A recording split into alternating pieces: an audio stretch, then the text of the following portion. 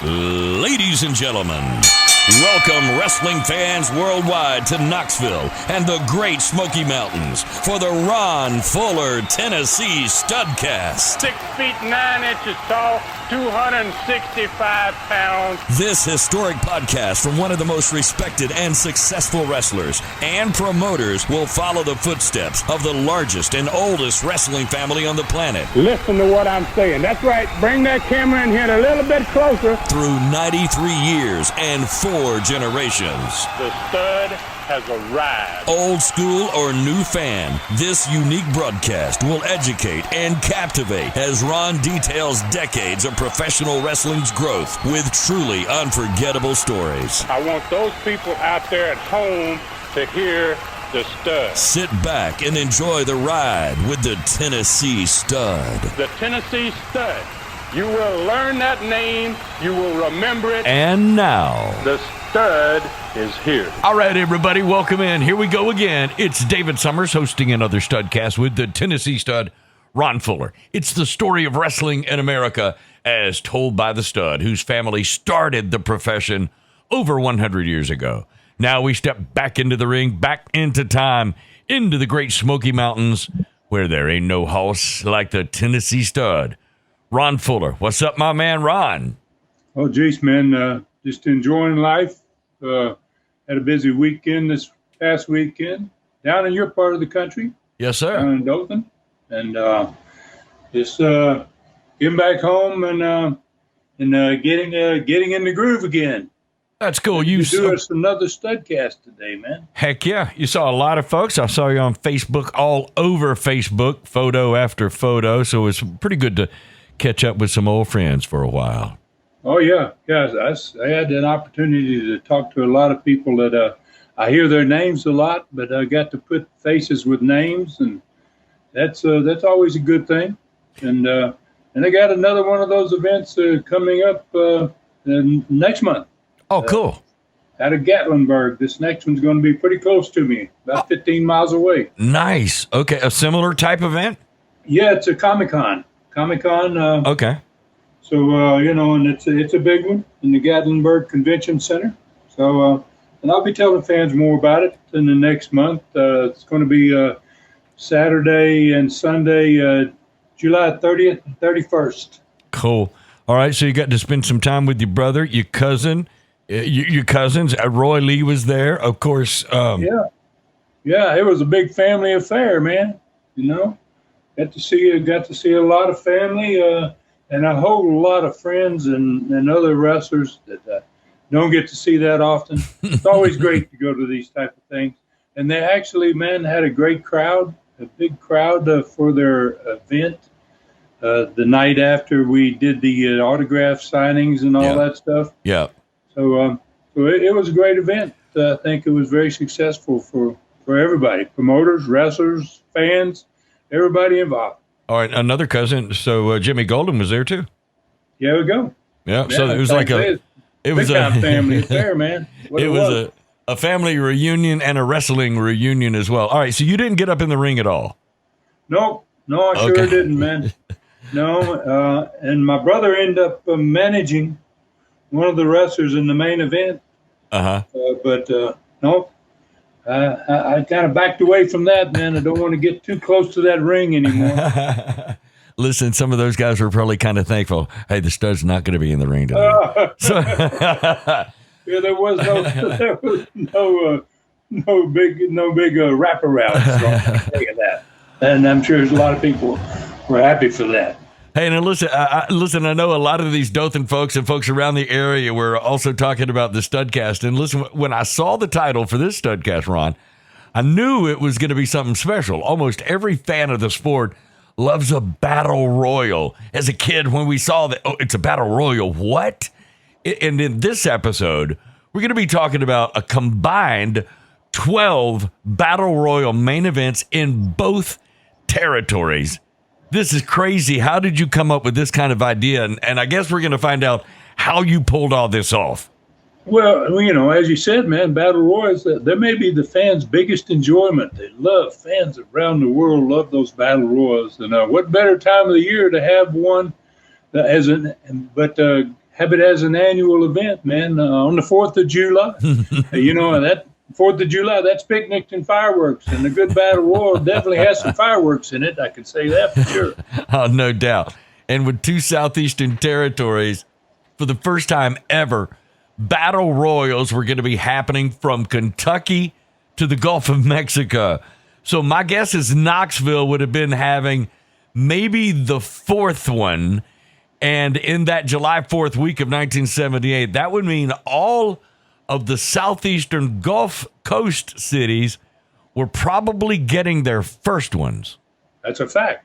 You're exactly right about that. Boom. Obviously, the first summer I spent there was Southeastern, 1975. We had a battle royal on the July 4th holiday period. Wasn't always on the proper day, but it was in that time frame. So and then we did it every year, made it an annual event. So that's what I decided to do. We got the 2nd territory. Let's just have these big battle royals. And what we used to do in 75 and 76 and 77, those battle royals were just in the city of Knoxville, basically. But I decided this time we should do it in the smaller cities around Knoxville and then go south and do it in some of the major cities down there in the south. So we added a lot of battle royals at this point. No doubt. All right, so since this is something that only happened once a year, my guess, knowing you, we're going to be hearing something a little different in this Studcast, right? Yeah, well, we are. Yeah, man. We're going to do something totally different. And, we're going to be, I thought that, since we're talking now about matches from the Gulf Coast to almost Ohio, we'd recognize all the cities that got these battle royals in 1978. And we can add up their combined attendances. I want to do that at the end of this show. And for the first time ever on the Studcast, we'll get an idea of how much both territories had grown in 1978. So we're going to basically talk about where these 12 battle royals were and the cities they were in, what the attendances were. And we'll have a little fun at the end of it with just how big a territory and how much Southeastern had grown when we added this second company. Yeah, I think that's a great idea. And speaking of growing, your ClassicContinentalWrestling.com streaming channel, I had to bring that up, is really growing fast. I love to hear what's been added every week. Always something exciting, always something new. Oh, man, it's really gone crazy. We didn't have enough time. I don't think we got enough time to tell all the things that's been added. But I think I can go through some of the things that's already there, and I think fans will be amazed with this. Like we talked about last week, Southeastern TVs finally coming on board. Well, there's 29 of them there in the first week. So, I mean, wow, we just started really throwing things on there big time at this point. Besides those 29 episodes of Southeastern TVs, we got 5 Stars of the Sport episodes, including the Bob Armstrong one. And right now, there's another one that's been added since the Bob Armstrong one. It's Old Fist of Stone, the one-man gang, Ronnie Garvin. So Ronnie Garvin's got one up there at this point. Now there's 39 great Continental TV episodes on there. Keep adding that Continental. Pretty fast, too. There's additions there. 36 stud stories, 3 superstars of the past. And the 4th one's going to be coming this week. And it's going to be a great one. All 23 of the USA TV shows that were ever produced are on there. 12 classic Gulf Coast wrestling episodes. These are episodes that were prior to my even going there, before Southeastern took over that Gulf Coast territory down there. There's 3 excellent documentaries on there, at least 30 individual matches, 5 Brutus episodes. I mean, it's like, wow. Right now we have about 185 total episodes of classic old school wrestling on there, many of which are longer than 2 hours. Wow. Absolutely amazing. So you've been adding stuff at a really remarkable pace. 39 Southeastern episodes in the first week. No wonder they're calling ClassicContinentalWrestling.com the best streaming channel and best deal in wrestling. So you can subscribe now for only $4.99 per month or $39.99 per year. Plus, you can still get the 1 week free trial. You saddle up now at ClassicContinentalWrestling.com. If you're all over the place, oh, I love old school wrestling. I find some here. You find it all at ClassicContinentalWrestling.com. All right, Stud, where do we ride to today? Well, we're headed off into Southeastern Knoxville, Battle Royal Week, 1978. Every city that had a match, man, and we're going to have 6 Battle Royals in that week in Southeastern Knoxville territory. Do the same thing in the South. Their Battle Royals are going to start on Wednesday night, June 28th of 1978, and they're going to end on the following Tuesday night, on the night of July 4th, and they're all going to have $5,000 prizes going to the guy that wins the Battle Royal, and that's added to a great card. That's on top of a great card. So we're going to focus on the Friday night Knoxville card of June the 30th. It was the last one in the Coliseum for a while. We're going to be back in the park some, and we'll also talk about the TV that promoted it, the results of the matches on that June 30th there, which had the Battle Royal and its attendance. Then we're going to ride south, man, in the Mobile and discover its card on Tuesday night. This one happened to be on Independence Day, July 4th, 1978, happened to be in Mobile, Alabama on a Tuesday night. And we'll talk about the TV show that promoted that card. And not only Mobile, but also the other cities that were getting these Battle Royals. Same TV was promoting all these Battle Royals. So we'll get the results of the Mobile card, and we'll also get the attendance. Mm-hmm. Toward the end of the Studcast, like I said, we're going to do something never done on the Studcast before. We're going to talk about all 12 cities in both territories combined that got these Battle Royals. Wow. And then we're going to give everyone the combined attendances for all those 12 cities. And then we'll take a quick look at what went into picking the cities and the buildings so that you could get maximum success. You wanted to get in your best cities and your biggest buildings because it was a great time of year and these Battle Royals were so successful. So then, time permitting, we'll answer another learning tree question too. All right, now you're talking about a big-time loaded Studcast, Ron. So I tell you what, we better not let the dust settle. We better get riding if we're going to cover that much ground in this one. So let's start with the card, and we should be Friday, June 30th, 1978 in the Knoxville Coliseum. That's correct.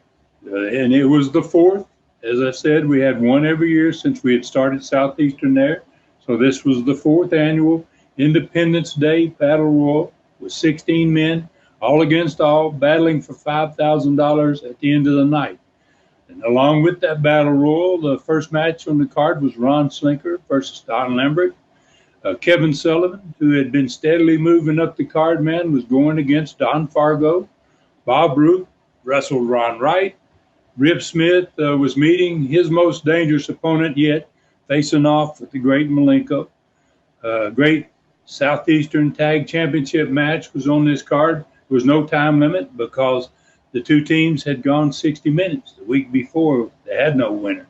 So this one featured, obviously, the same teams again, Dennis Condrey and Phil Hickerson, the champions, presented by Ron Wright. They were going to be taking on my brother Robert and Jimmy Golden. And then there was a special tag match with a no DQ clause right before the Battle Royal. And Ronnie Garvin and Joe Leduc were against the Mongolian Stomper, Don Carson. And that one had a special referee, the United States karate champion, Ron Slinker. So then main event was the 16-man over the top rope, Battle Royal, 5,000 going to the winner. Wow. Okay, so that's a night that had 7 matches in all, one of which was a Battle Royal. That's a great card. So what was on the TV 6 days before this card that promoted that show? Well, it was a loaded TV, man. Just like the card, it was promoted. It even had a Battle Royal on TV with $1,000 in prize money to the winner. So the show opened up with Les at the set with Ronnie Garvin and Joe Leduc, and there was a great still shot behind the man. Had Don Carson.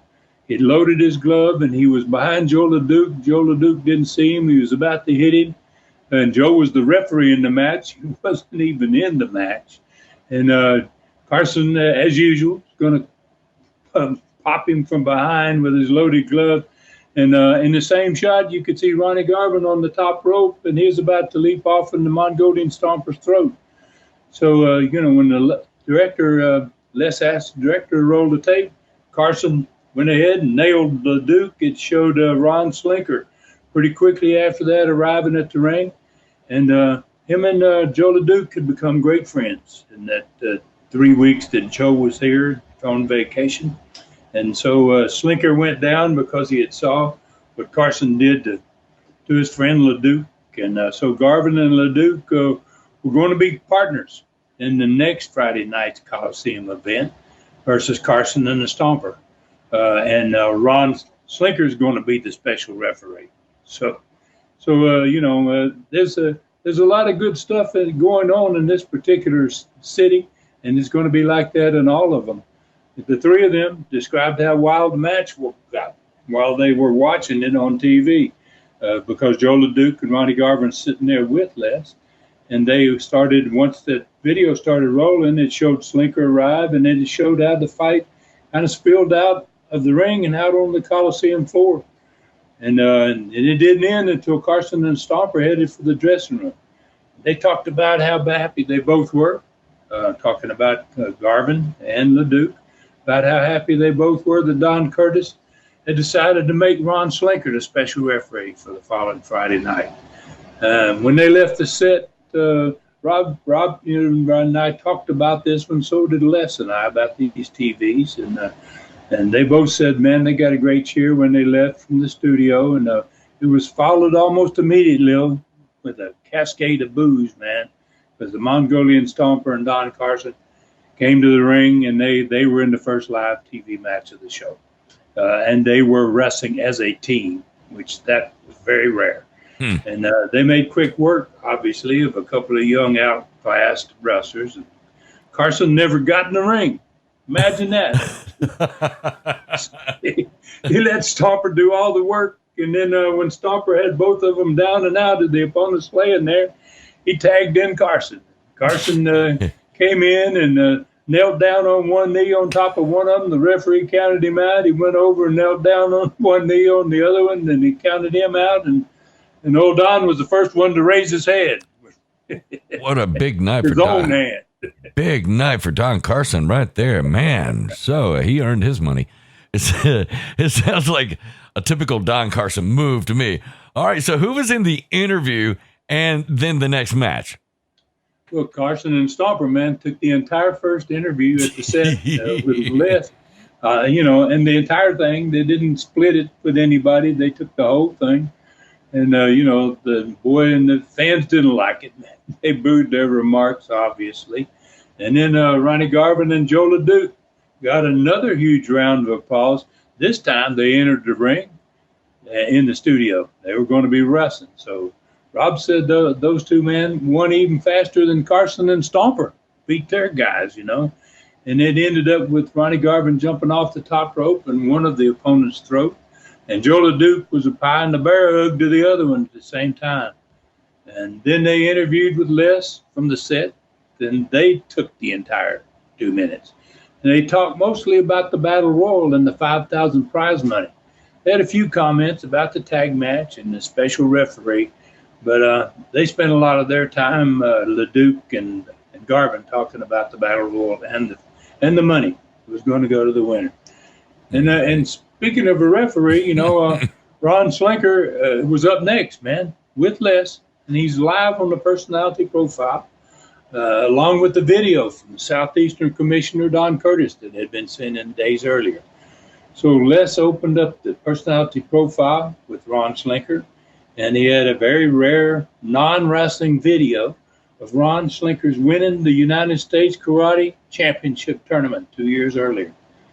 Fans got to see a little bit of everything in this one, man. So then he told Les about how honored he was to be asked by a living legend, Don Curtis, to referee the big tag match 6 days later in the Coliseum.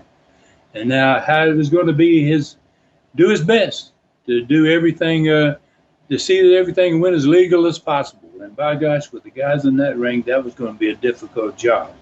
So let's thank Ron Slinker for joining him, and Slinker left the set.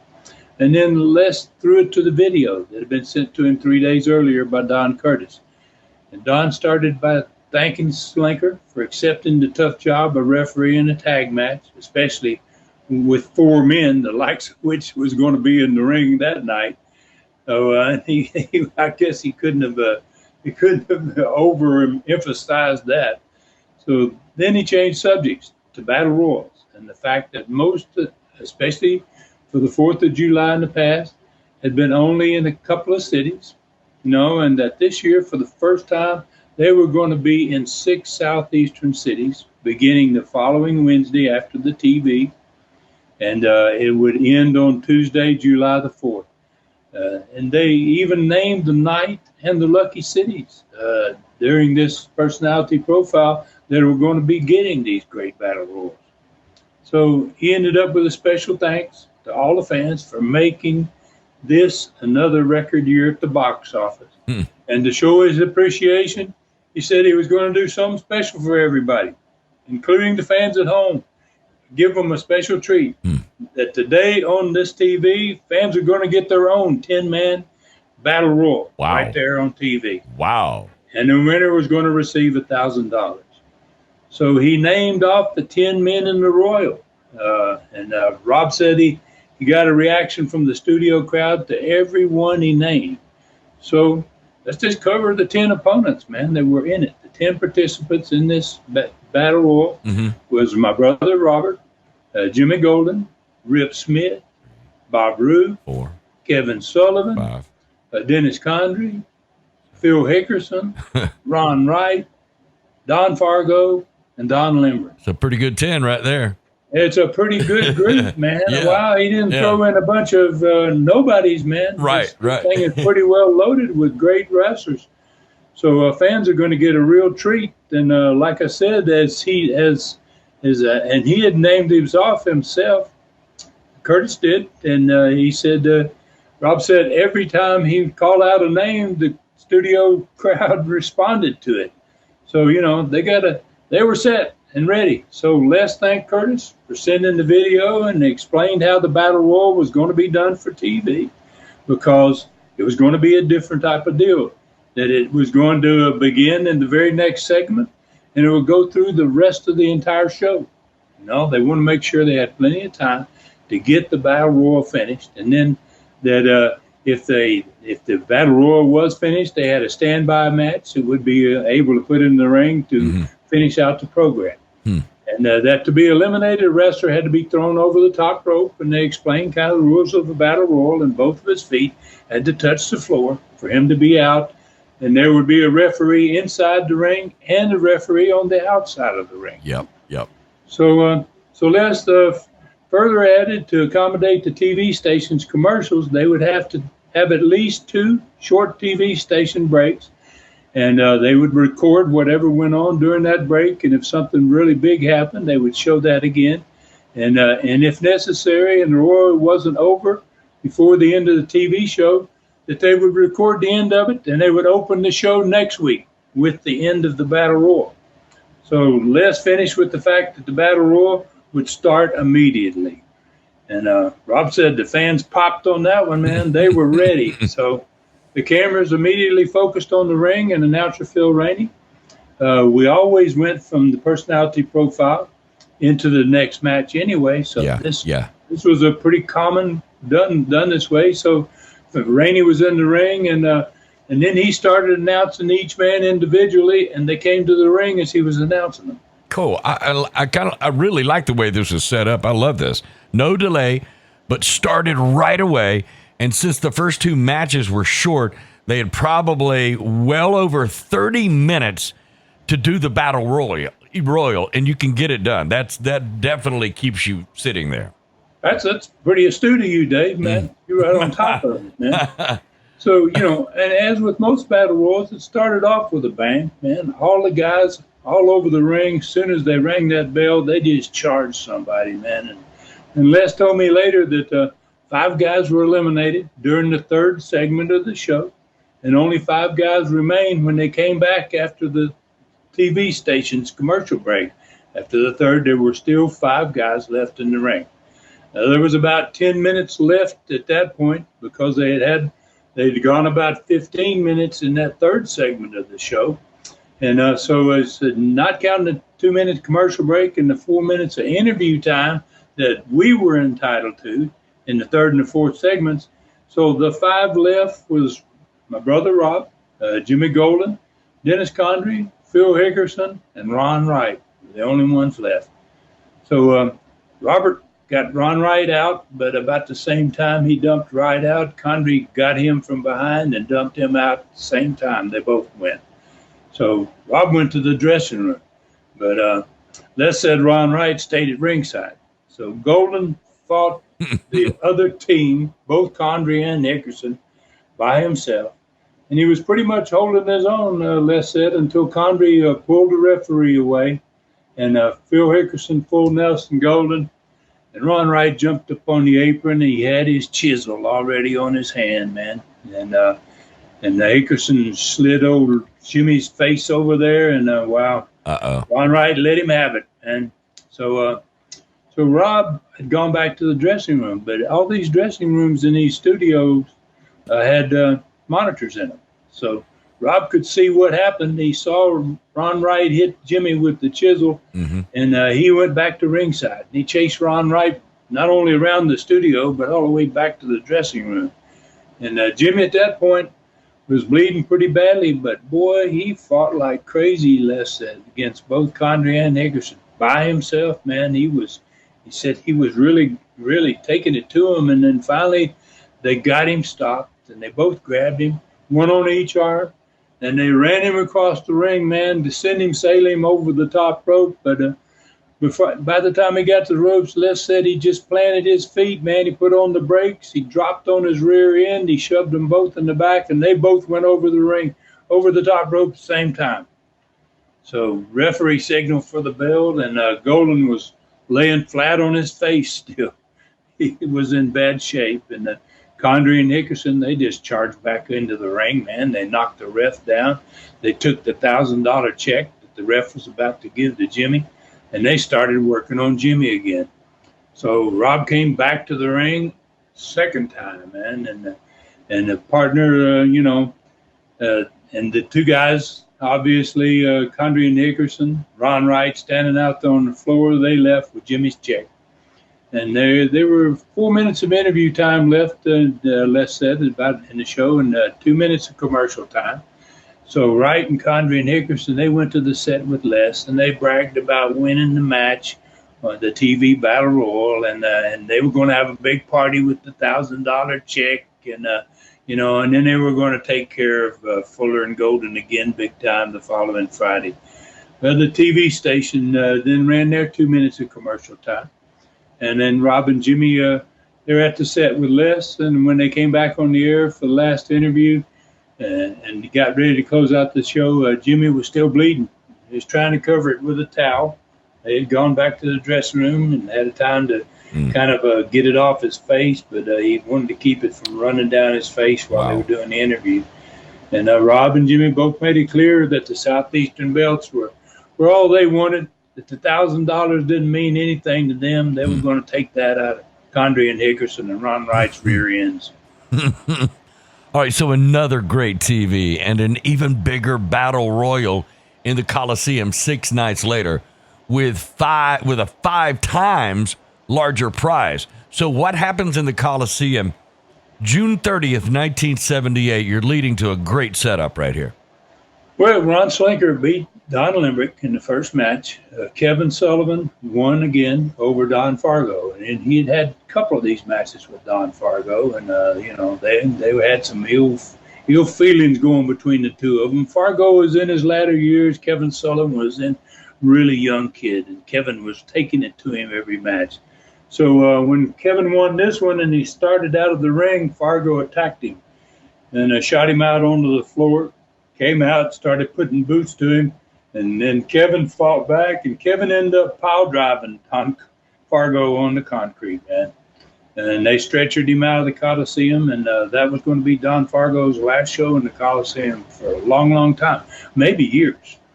And then Bob Roop beat Ron Wright, but he wasn't satisfied with the victory, so he's going to be back later in the evening as well. So Rip Smith was left laying by the great Malenko, which was really no surprise to anybody. Malenko, man, was just becoming more violent every week. Obviously, he was trying to work his way to the top of the card.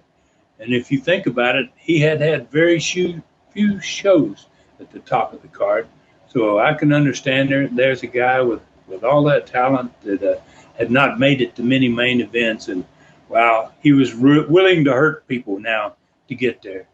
So then the Southeastern tag belts were retained by Condrey and Hickerson against Robert and Jimmy in a no time limit match this time. Wow. And they lost the match, but because Ron Wright intentionally got them disqualified, then they were able to hang on to their belts.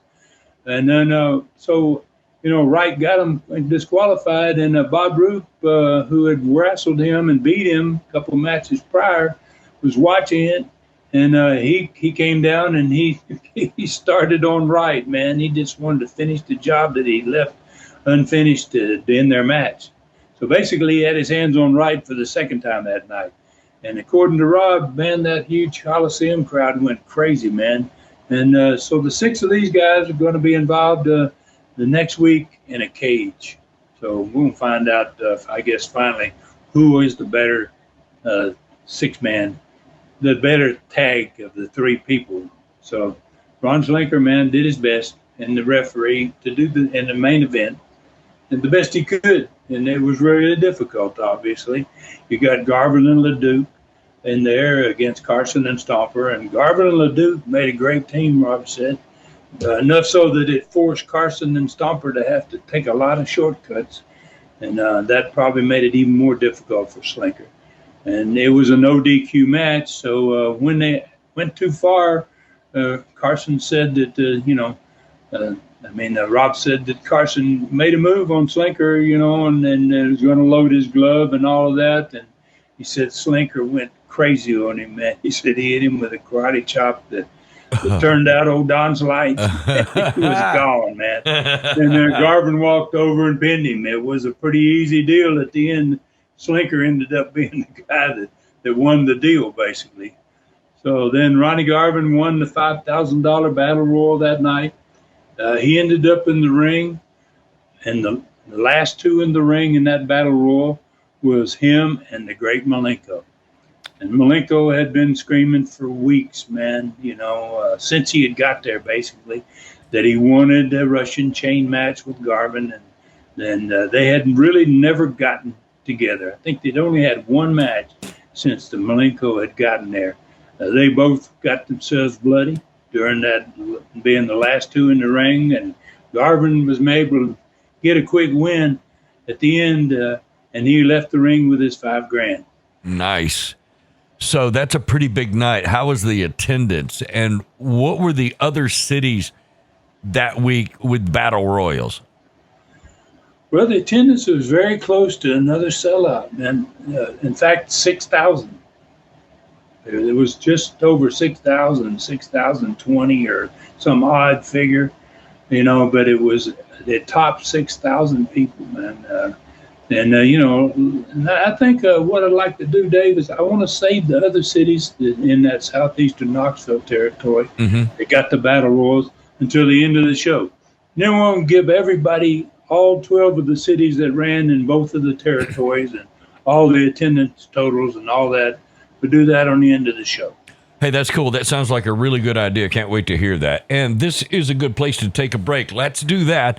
We'll take a break on this Studcast, and number 257 will continue in a moment right here. Okay, Studcast fans, Ron is extremely happy to announce the beginning of Southeastern Wrestling's addition to all the other great things on the ClassicContinentalWrestling.com streaming channel. He has not only gone to great expense to compile the shows, but everything being shown has been digitally enhanced to provide the best quality possible. Although we don't have every TV show, when all are finally up, It's going to be the most complete collection of Southeastern wrestling on the planet. And sadly, there's a limited amount of Southeastern Knoxville in the collection, but older clips will be added as they're discovered. Thanks everybody for your patience. There are already 29 episodes there in the first week. We think it will have been worth the wait. Subscribe now. ClassicContinentalWrestling.com. ClassicContinentalWrestling.com. Only $4.99 per month or $39.99 per year. Your 1 week free trial is still available. And thanks from the Tennessee Stud,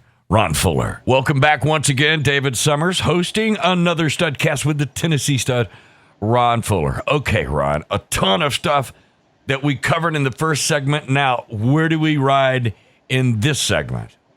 Well, man, we're going south, man, to the Gulf of Mexico, going down there in southeastern Gulf Coast territory. And we had the same thing going on down there as what it was happening up in the southeastern Knoxville, up north. We're going to have another 6 cities that are going to end up getting battle royals.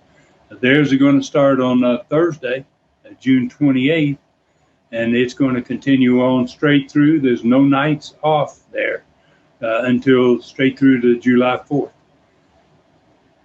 Okay, so I know because the cities down in the southeastern Gulf Coast territories were larger that you've been switching from one to another in the recent Studcast. So what city are we going to focus on this week?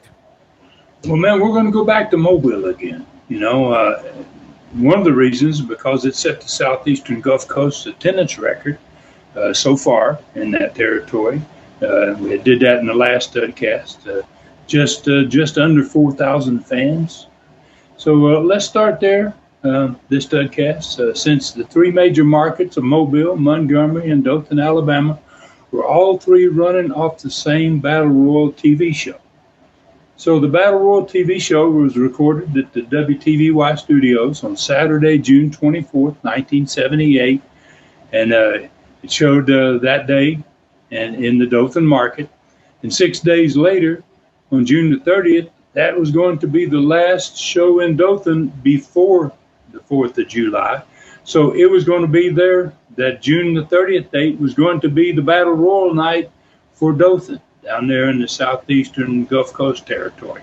And that same Battle Royal TV show that aired that day, it was going to be aired the following Saturday, a week later on a Saturday, in Mobile and Montgomery. So basically, this program that Dothan was going to get was designed to promote the Battle Royal shows. And so that made it possible to run all 3 major markets with the exact same card with 4 days. Only 4 days after Dothan ran, all of those Battle Royals are going to be going in. Okay, so what about the card for Mobile that ran on Tuesday, July 4th of 78, 4 days after the exact same card ran in Dothan? Yeah, and then that's exactly what happened, man. So it was headlined by the first annual Independence Day Battle Royal, first one ever for Southeastern down there, Gulf Coast. And this is going to be a 12-man Battle Royal, $5,000 to the winner that's going to be passed out the bread at the end of the night. The first match on the card was Charlie Cook wrestling against Eddie Mansfield. And then the great Tony Charles was going up against Eddie Sullivan in a special no disqualification match. David Schultz was going to be wrestling Mike Stallings. The Gulf Coast Tag Championship is going to be on the line with the new champions, Ricky and Robert Gibson, defending in a return match against the former champions, the Assassins, managed by Billy Spears. The Gulf Coast Championship was going to be at stake. I was going to be wrestling against the champion, Bob Armstrong. Wow.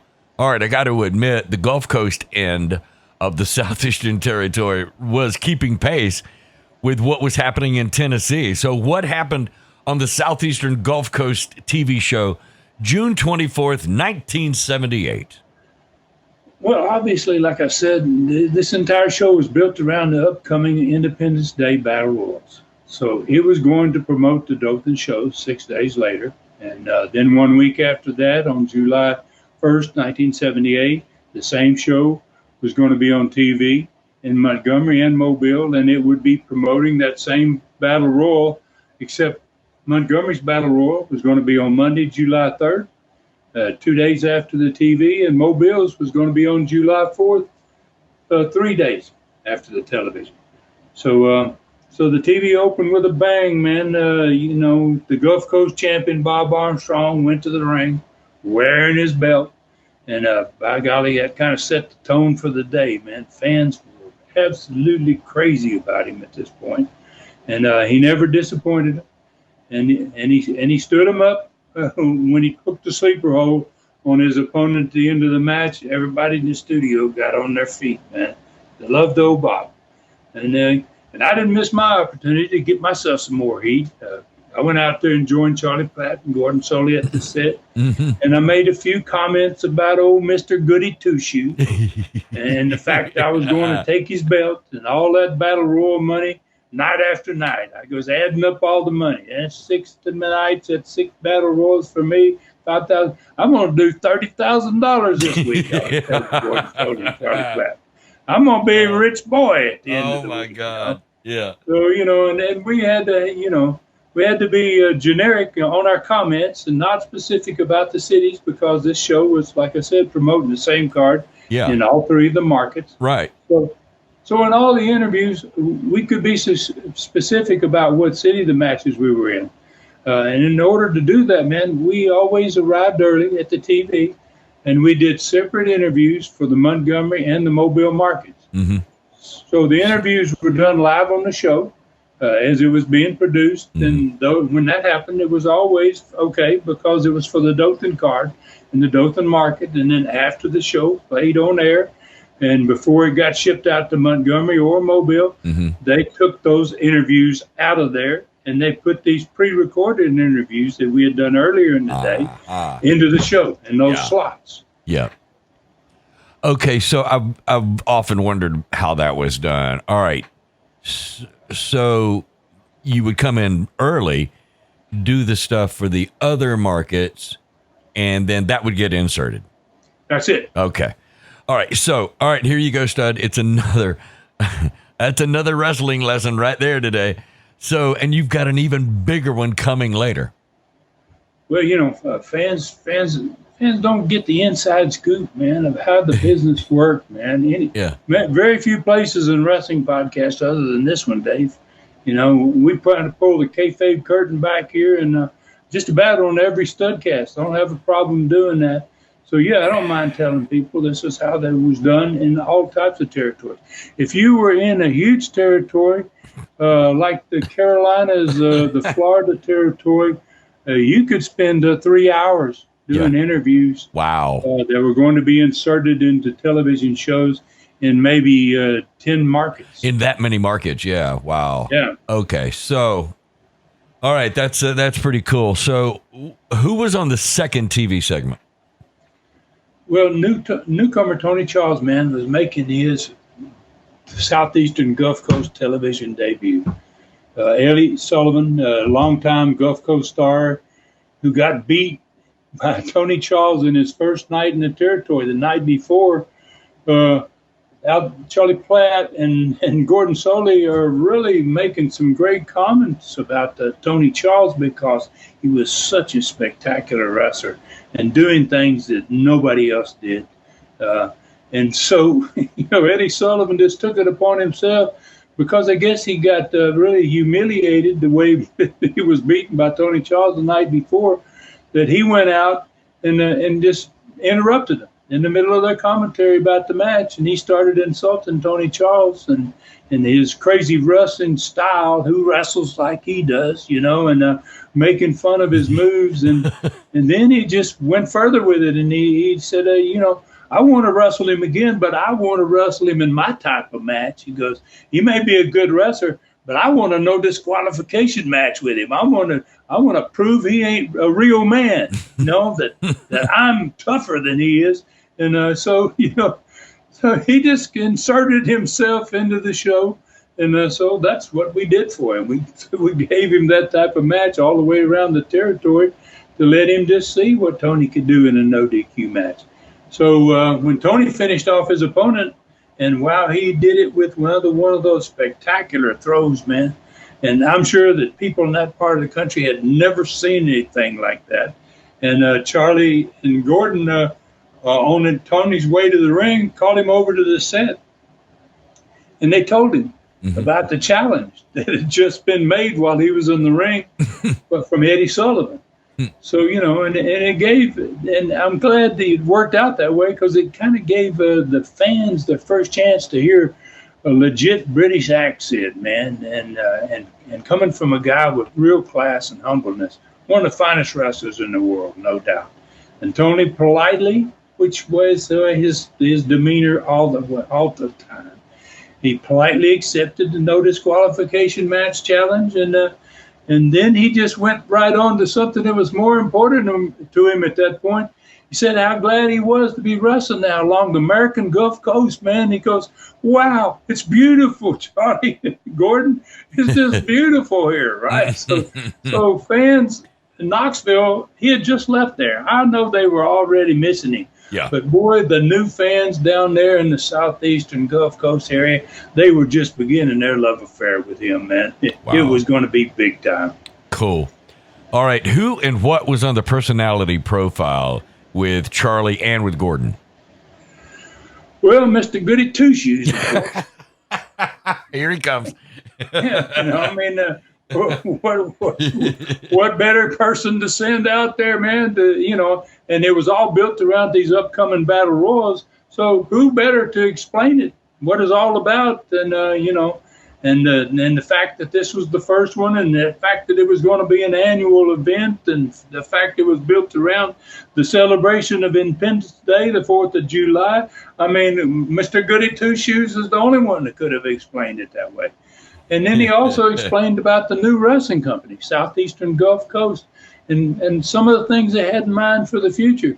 And he told the fans that this is just the beginning of it, and then he complimented the company, along with Gordon and Charlie, that they would be they would put one of these battle royals on TV. He goes, what kind of company puts a battle royal on television? He goes, that's what you got to have right now after this is over, after we finish this our personality profile. You're going to have a battle royal, and they're going to give $1,000 to the winner. Didn't you love a wrestler like that who the fans loved, who puts the company over at the same time? I mean, oh yeah, man. I mean, and gosh, Bob and Bob could do no wrong. Yeah. He could say nothing wrong, man. Whatever came out of his mouth, everybody was happy with it. Yeah, I mean, he's selling the heck out of this company. All right, so it sounds like that he was talking. He was actually taking the place of Don Curtis on Southeastern Knoxville's TV. That was really happening the same day. Yeah. And what's really a coincidence about this is both of these TV shows were just about being produced in the same time of the day. Yeah, wow. One 500 miles north of the other. Wow. And that's it. He was the Don Curtis for this for the Southeastern Gulf Coast show. You don't miss anything, Dave, anymore. That's pretty cool. Thank you for noticing. That was exactly his task. And Bob Armstrong was capable of anything when it came to wrestling. So the three of those guys covered the upcoming TV, Battle Royal, and then they with the same explanation. Basically, it was given earlier in the Studcast 500 miles away by Les Thatcher and Don Curtis. So they even gave the names of the wrestlers about to take the ring as soon as the profile was over.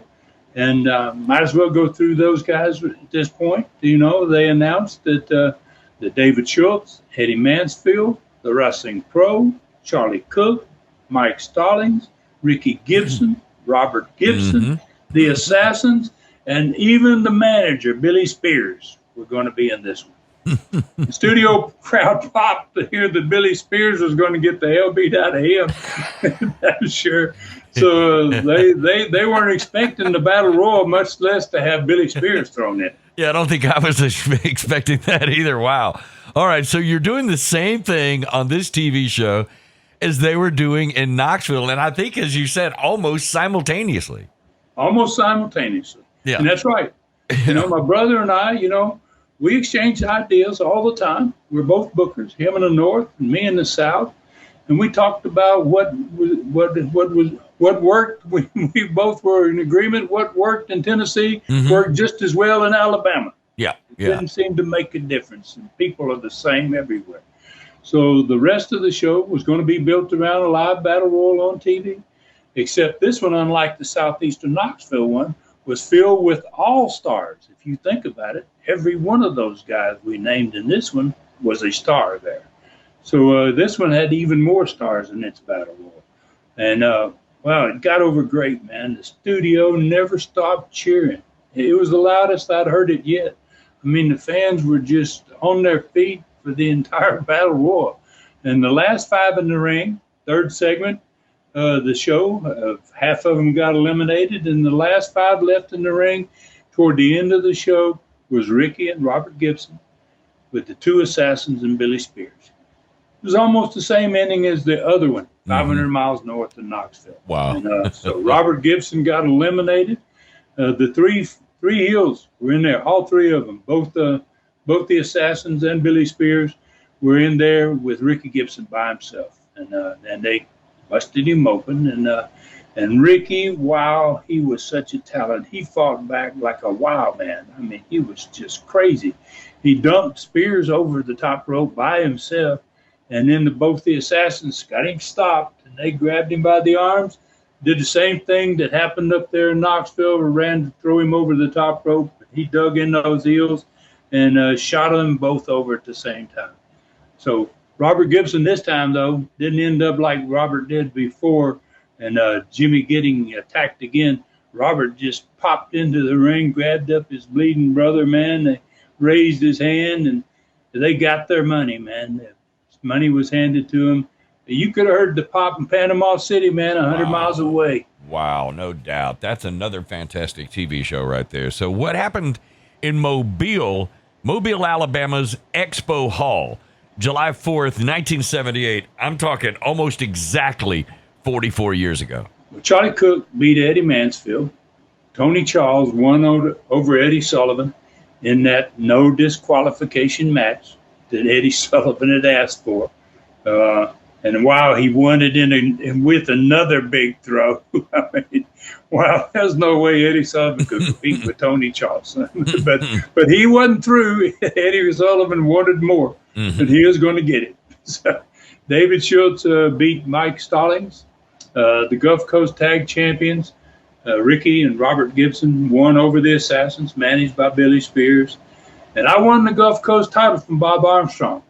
But I had it taken away from me by disqualification because the referee searched me. People in the crowd, told him I had something, and he found something. So he changed his decision, and he took the belt back from me.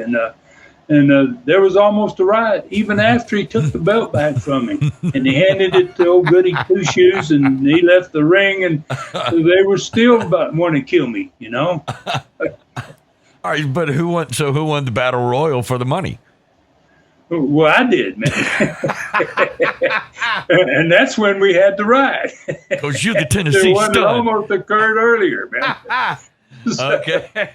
So, and the way I won it, man, is the Schultz and Mansfield got thrown out toward the end, and instead of going back to the dressing room, they kind of hung out there, just to help me out a little bit if I needed it. And I got in there, missed me and Mr. Goody Two Shoes toward the end, and somehow, referee followed me over to one side of the ring, and they got him by the hair, and they drug him over the top rope, and I ended up getting the money. So that. And that was just fine. So we recorded it, because of all the 6 battle royals that we were having, we knew this was going to be a hot finish, which it was. And we ended up having a riot on the end of it. And that it would put a lot more heat on me, not just me, but it's going to put heat on Schultz and Mansfield because of what they did to Mr. Goody Two Shoes. And then it was also a finish that wasn't used in any other battle royal. So it was something that they hadn't seen anywhere else. We did it. We recorded it because we had a huge crowd, man. it had a monster crowd in Mobile in the background. And that shot with that big crowd behind it of what was going on, that was just going to promote how popular wrestling was becoming, man, in that territory.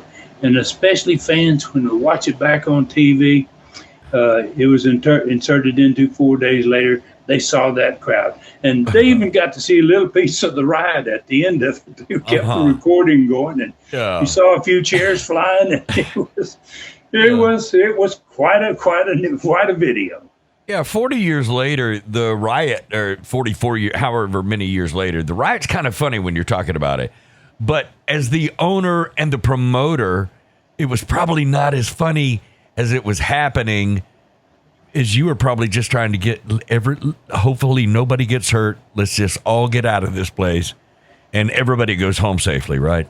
Yeah. I mean, gosh, you don't want to riot. It's not something that you really go out there and encourage your wrestlers to, hey, let's have a riot. Yeah. Nobody ever said that. I don't ever remember anybody saying that. It's just something that happened because fans loved it. They believed in their sport and they were totally involved. And when they didn't see the heel get what he needed to get, and Babyface wasn't able to do it at that point, they said, "We'll do it ourselves."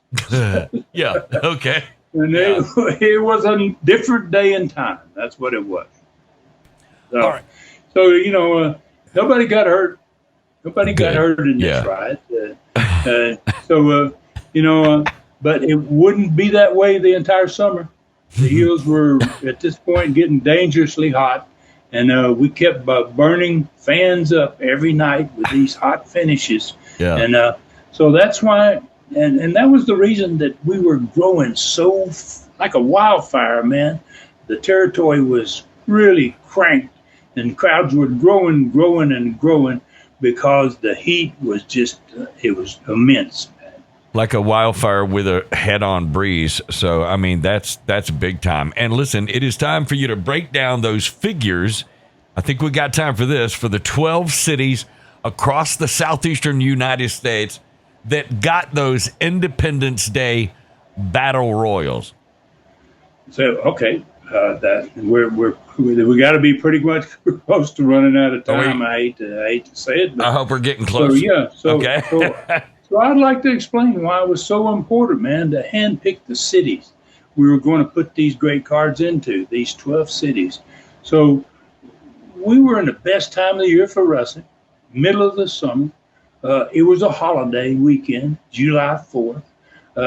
They always had celebrations around it, and it was just the perfect time to cash in, man, on the summer, to do something really big and to do it in your biggest cities with your biggest buildings. So you needed to consider the building size and the history of the cities to kind of maximize that success. And it was a little more difficult to do in the Gulf Coast territory than it was in Knoxville, because we'd only been in the Gulf Coast territory for 4 months. We didn't know which were the biggest cities and the biggest buildings. Mm-hmm. We were just getting started. Now, Southeastern Knoxville, they'd been in business for 4 years. I knew where to go instantly when I started thinking about where to go up there. Mm-hmm. It made it a little more difficult to figure it out down in the Gulf Coast. So this ought to be some fun, man. So I looked at these cities. I looked this up. I kept the charts on the houses and attendances, not always money, but always attendances as best I could. And I looked up these 12 cities and their attendances. So bear in mind that until March of 1978, there'd only been one Southeastern territory in the Tennessee area. And that one didn't actually start until October 1974, talking about Knoxville up there. So let's begin with the 6 cities and attendances in the Southeastern Knoxville area for the Independence Day Battle Royals in 1978. The first city to run in those 6 days was on a Wednesday, June 28th. It was in Corbin, Kentucky. It was on a race car track, big wow. building. And that's like a big building, man. It was outside, but it had a covered grandstand, and that sucker was a pretty good sized track. We had an attendance of almost 4,000, 3,700 people Corbin, Kentucky. Wow. Small town. Wow. Thursday night, the 29th, we ran in Morristown, Tennessee, in a baseball stadium.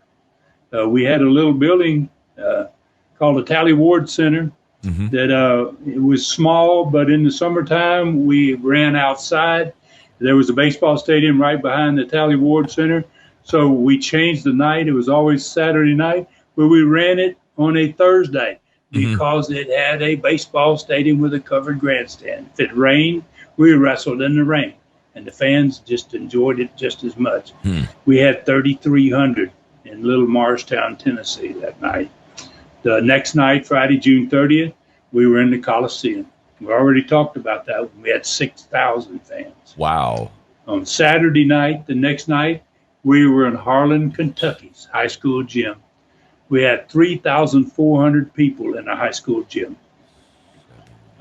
Just a dangerous place. Talk about riots and getting hurt. There was a place that you really, really had to be careful. We didn't run down there on Sundays, so we came back on Monday, July 3rd, and we went to an even bigger town than Harlan. We went to Hazard, which had its own TV at that time. It had its own TV for about 3 years at this point. We went into their largest building. We drew 4,950 people in Hazard, Kentucky on a Monday night. All right, you're up to 5 towns, and I'm over $20,000. 5 small towns, and everything is there's one Tennessee, and everything else is Kentucky. Okay, go ahead. Yeah. Wow. Yeah. And that's fans. Over 20,000 fans. Yeah. Then the last one was on Tuesday night, July the 4th. We were in the town that usually ran on Tuesdays, Johnson City, Tennessee. It was up there in the Tri-Cities. It had Kingsport, Johnson City, Bristol, all right there together within 30 miles of each other, all 3 of those cities. We were in the rec center, was at that point the biggest building in that area. It was supposed to hold about 2,600. We'd had 3,200 people in that one. Wow. 3,200 there. Yeah. So it was a record week for Southeastern Knoxville at this point. For the 6 nights, we drew 24,550 fans. This is an average of 4,900 fans per night for 6 nights. It was just a spectacular week, in the north. Yeah. I want to ask you really quick. Down the south. Go ahead. I want to really quick. Out of all of the participants in those consecutive or number of nights, did you have to do any swapping out? Did one person I can't make? What was it like? Was it the same 10 people all those shows roughly? Yes. Wow. Okay. So everybody was committed. And when you're having a week like that and you're having crowds like that, you don't want to miss week. You don't want to miss a night, man. Yeah. I mean, those boys went home. They made some decent money that week. I would say as a guess that nobody made less than $1,500 that week in 1978. That's each. Holy! Nobody made less, and some of those guys probably made $2,500. God, that's really big time in 1978. That is a quality used car in 1978. Oh yeah, you could buy a car. Darn right, you could go and buy yourself a car. Yeah. Some of them could buy a new small car. Man. Right. Yeah. So it was a tremendous week. Yeah. And if you were a wrestler and you were booked, if you were ever going to not miss a town, this was your week. Yeah. You would never want to miss this one. So everybody wanted to cash in on it. Like I said, it was it was cashing in on the summer kind. Yeah. Yeah. So let's jump down south, man. Let's see what happened down there. So we'll go down the southeastern Gulf Coast in the same 6 days, basically, except the first one there didn't start on Wednesday. It was Thursday. Thursday, June 29th. We were in Panama City, Florida. We were now the difference here was buildings. A lot of the buildings here, like I said, we hadn't been there very long. We hadn't run into some of the cities at all yet. The building in Panama City was an old renovated skating rink. So, we didn't have all the seats that we could have had later on. But we only had 12 matches. you know. So we had in that city, we had 2,100 fans in that skating rink, which that skating rink probably was set up to hold maybe 1,200. Yeah. We had 2,100 in it. God. So they were standing everywhere, along the walls and everywhere. It was just packed. And just give you an idea of how good some of these cities are going to be. Now, this Panama City, it was only its 12th match. This was only their 12th event ever for Southeastern. 6 years later, they're going to build that beautiful downtown building there on the bay in 1984 in Panama City. Yep. And we're going to be the first thing in that building to ever sell it out of over 5,000 people. Now, is that the one now known as the Marina Civic Center? That's it. Yeah. Marina Yeah. Civic Center. Yeah. So they were talking 78. We're in a skating rink. 6 years later, we're in the beautiful, brand new Marina Civic Center. Yeah. And we're the first event ever to sell it out at over 5,000. Wow. So Friday, June 30th, in this time frame of 78, we were in Dothan's Houston County Farm Center. We had over 4,000. We had 4,050 people on June 30th. And we had 16 total shows there. Only 16 shows in Dothan. I mean, we were 4 months in, and we had gone from 1,500 people on the opening night to over 4,000. Wow. In 16 shows. Yeah. So on Saturday night, we were in Little New Brockton in their farm center. Yep. Which was it was an exact replica of the other farm center. Yep. Except it was much smaller. Mm-hmm. It was probably made to hold 1,800 fans, maybe something like that. 15, 18. We had 2,200 people in New Brockton. New Brockton was rocking. Wow. It was rocking. You darn right, man. Yeah. Then Sunday night, we went, it was July 2nd. We were in Pensacola, Florida's Municipal Auditorium, right down there on the bay. 3,100 people that night. It was the first crowd over 3,000 there. 3,100. Then on Monday night, July 3rd, Montgomery Civic Center, we had 2,700 people.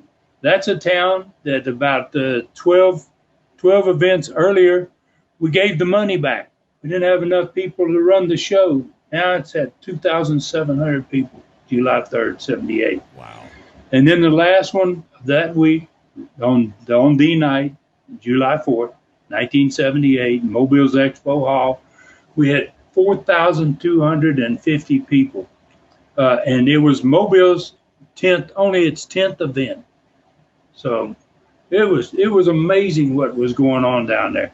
It was by far our biggest week so far. Yeah. And only 4 months of operation, we did 19,400 fans that week. That's an average of almost 3,300 a night. Wow. So for a combined total of all 12 of those Battle Royal events in 1978 in both the territories, we had 43,950 fans. Good God, that is unbelievable. In 12 matches. Wow. Yeah. And in what period? How many days? What period of time? Basically in 6 days. Yeah. 6 days, within 7 days at the most. We had 6 in the north, 6 in the south. And in the case of the south, it started on Thursday and ended on Tuesday. It was 6 days. And with some of the best workers in the business, some of the names that we would come to know and would be Hall of Famers down the line, some that you may only know because you're listening to this Studcast if you didn't know the Gibson brothers, that were some of the best workers ever in both of those territories. That's amazing. Wow. All right, Stud, I can't believe it, how much you've stuffed into this one. They just keep getting better and better every Studcast. I'm sorry, but we're not going to make the learning tree question today. Hopefully we can get there on the next Studcast. So you told me earlier that you'd like to thank everybody for coming out to see you in Dothan, Alabama over the holiday weekend at the Continental Fan Fest. I know you had a great time. Yeah, thanks for reminding me of that, Dave. I might have forgotten it to do it, but I had a great time there, man. Seeing fans from basically all over America, I was really surprised. there were people there from Texas and way out west, up north. Darn, it was huge. You don't see that type of reaction to events in this day and time, where you've got totally different wrestling product than what we had back in those days. But people came from everywhere for this one. And I want to thank everybody that came by and stopped and said hello. And like I mentioned earlier, I got another big event coming at the end of this month. It's in Gatlinburg, Tennessee. It's called the Smoky Mountain Fan Fest. It's a Comic-Con, which is their big deals. They bring in people from all over the country, stars from all over the country. This one's going to be on Saturday and Sunday, July 30th and 31st. It's at the Gatlinburg Convention Center. And so stop by if you're in this area around Gatlinburg, in Tennessee, eastern side, western side, wherever. Stop by and say hello. And I'm going to have lots of souvenirs there, and I'm looking forward to meeting everybody. Okay, so were there dudes walking around with your stud mask on at the event Saturday? Well, there was two young kids that had purchased the Tennessee stud mask. Two brothers. Two young brothers, probably, I'd say 10, 12 years old. They had theirs on. Oh, you bet they did, because they're replicas, and it's really cool. All right, Stud, that's awesome. On Facebook, everybody, to become friends with Ron, you can only do it by going to his Ron Fuller, the Tennessee Stud Facebook page. You can like him and follow him there, and you automatically become friends with a legend. At Twitter, it's Ron Fuller Welch. Ron Fuller Welch on Twitter. On the website, visit the Stud on his tremendous website, tnstud.com. It has everything you could want to know about the Stud. Great videos, a photo gallery, hundreds of photos of wrestlers. Every Studcast ever done is there and free. And 43 3-hour super Studcast are only $2.99 each. Shop the Stud store. All kinds of souvenirs like we were talking about. Personally autographed photos, T-shirts, his thrilling Lion novel Brutus, and even those Tennessee Stud masks. Southeastern Rewind on YouTube is still full of great shows. You can also get up-to-date information about his fantastic streaming channel at ClassicContinentalWrestling.com. It's all there, and it always will be. 39 Southeastern TV shows are there now. Hundreds more will follow. The 5th Stars of the Sport is now there. Fist of Stone and the one-man gang, Ronnie Garvin, filled with great photos throughout that documentary. 5 Brutus readings are there, with the Stud himself actually doing the voices of some of the characters. The content grows weekly. Well over 120 hours available there now of old school wrestling entertainment, and it's only the beginning. Subscribe now at ClassicContinentalWrestling.com. Only $4.99 per month or $39.99 per year. It is fast becoming the best old school streaming site on the entire planet. Don't miss this special offer right now. For a limited time, get a free 1-week trial on ClassicContinentalWrestling.com. All right, Stud, where are we riding next week? Well, man, we're headed into the month of July 1978. We're already gotten into the pieces of it as far in as the 4th. We're going to start covering the rest of the month of July. We're going to talk about this long-awaited feud between Ronnie Garvin and the great Malenko. That is about to start. It's been a long time in getting there, and wow, that's going to be a classic bunch of matches between those two. Ron Slinker's going to get his most important match yet in Southeastern Knoxville. There's another charity softball game with the largest newspaper in the city, the News Sentinel, challenging us with theirs and with their employees to a softball game, and we're going to set another record crowd, man, playing softball of all things. And then I'm going to talk about the worst ride in my career in this next one, and the only one I ever got hurt in Panama City, Florida, 44 years ago. And Bob Armstrong and I are going to be scheduled for a 10-round boxing match for the Gulf Coast Wrestling Belt, which is odd. We're going to box for a wrestling championship. Yeah. The Assassins are going to continue to eliminate challengers. the cards, the 3 major cities are going to have cards with a boxing match, with a tag title match, with a Texas death match, and an elimination match, all in that one card on the next Southeastern Gulf Coast card. So hopefully we'll get to the next learning tree next week. I hope we do our best. We'll do our best to get there. I don't like missing them. And I want to thank everybody out there for listening today. As always, for your support. My Studcast, man, is just, it's really blowing up, man. And I appreciate every one of you that are making it happen. And please take care of yourselves and others. May God bless us all. For Ron Fuller in the Great Smoky Mountains, I'm David Summers saying thank you for listening. Find me at davidsummersproductions@gmail.com. This Studcast is a David Summers production for Tennessee Stud, LLC. Thanks for joining us today for this historic Studcast. The true story continues next week. So full Nelson your friends and point them in our direction for another ride with the Tennessee Stud. 1, 2, 3. This is David Summers saying so long from the Great Smoky Mountains.